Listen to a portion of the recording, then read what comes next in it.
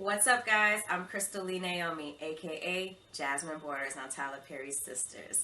Be sure to subscribe to the Haves and the Have-Nots review for not only reviews on the Haves and the Have-Nots, but also on Sistas. And while you're at it, give your girl a follow on Instagram at Crystal Lee Naomi. And I'll see you every Wednesday at 9, only on BET.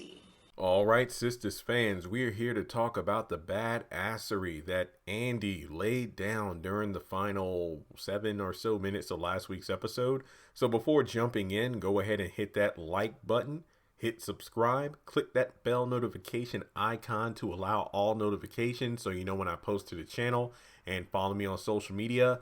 Links are in the description below. So Andi came in. I swear the amount of people commenting on the slit on Andi's dress / Sabrina's dress was hilarious. But she went up in the law firm to take names and kick ass. And her notepad was full of names, so she was kicking ass. But in any case, well, no, she was actually there to take names via the tape recorder so she can kick ass. You know what? Enough of the analogies. So she goes into the law firm, discovers the $250K that Gary gave to her via Fatima. So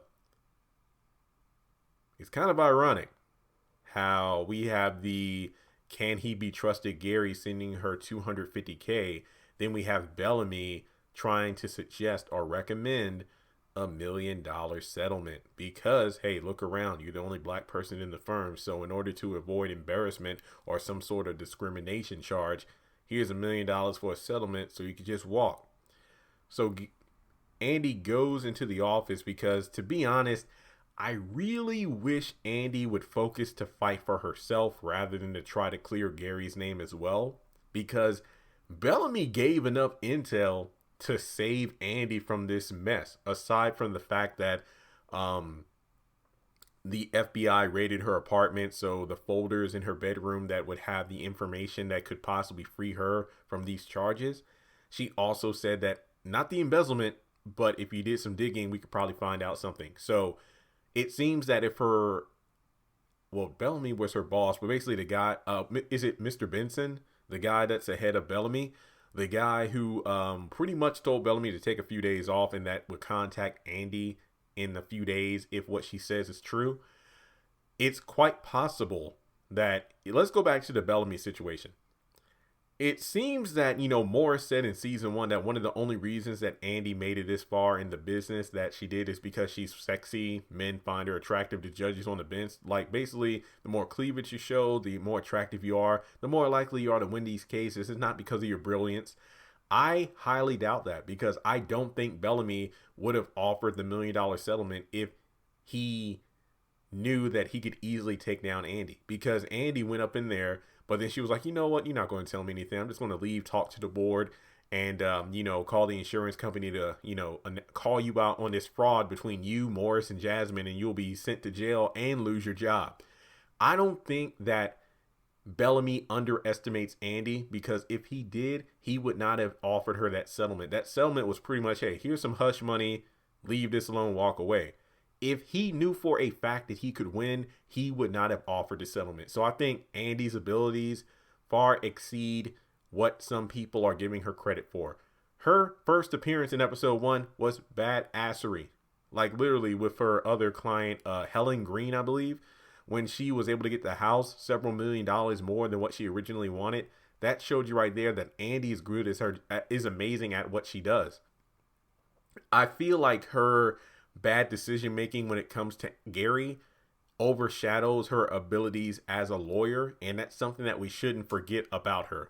So basically, it was a situation where Andi got Bellamy to incriminate himself, hence why she rushed to go over to that board meeting. And I just love how Bellamy went after her and he almost tripped up. He went over to Fatima to call security, but unfortunately wasn't able to stop Andi before she revealed the truth. Now, the biggest thing people are calling out Andi for in the last episode was Andi, girl, why did you leave that tape recorder in the room? Because of the fact that that tape recorder was the incriminating evidence for Bellamy. Who's to say Benson or anybody else in that room can fully be trusted, even Hayden to an extent? So by her leaving that recorder, probably not the best move, because let's say Bellamy is able to smooth talk his way out of this and they say, what tape recorder?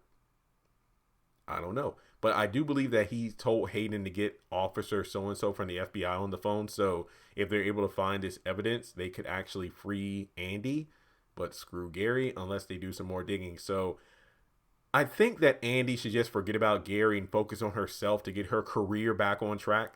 But I don't know if leaving that recorder was the best move, because again, it's kind of an all boys club when it comes to the board. So unless Andi's going to put some out, I don't know if she will fully be freed from these charges. But let's give it the benefit of the doubt and say that, you know, maybe the tape recorder will not be destroyed or something like that.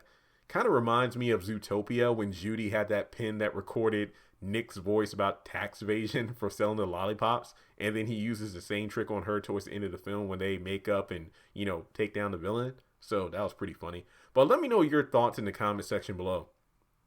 Do you think Andi made the wrong move by leaving that recorder? Do you think she wore that dress with the slit because she knew it would turn some heads?